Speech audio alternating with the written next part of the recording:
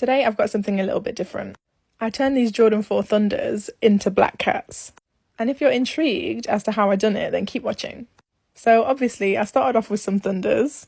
So a client sent me these because he preferred black cats over Thunders, but he already had this pair. And if you know anything about black cats, you know how much they're reselling for now. So it made sense for him to just send them to me and let me change them into black cats for him. So I started off by mixing some black paint with some softener.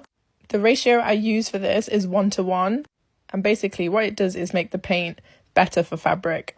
And I use this method for all fabric materials, and that's what I'm using to paint the fabric under the netting. And already it's made such a difference. And we're one step closer to getting our desired black cats. After I had done that, I moved on to preparing the shoe for some airbrushing. So I decided to airbrush the aglets and obviously the midsole. I decided to use the airbrush because with a paintbrush, the paint would be a lot more susceptible to cracking in the long run. I used acetone to remove any finish on the midsole, and then I also used some sandpaper to make sure the paint adheres better. And then I got straight into the airbrushing. This did take a few passes, but we got there in the end.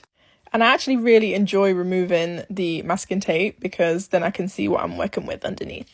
And as you can see here, there is a little bit of yellow left, so I just had to touch that in. Then I moved on to getting rid of this yellow tongue, using the same mix that I used for the fabric under the netting. As you can see, the midsole was looking a bit too matte.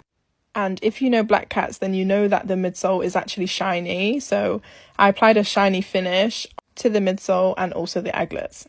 And last but not least, the tongue actually features a grey Jumpman. So I just painted that in and then I laced them up and then they were done. This actually took me the best part of 7 hours, but I'm very glad to say that they do look like black cats. As always, let me know what you guys think.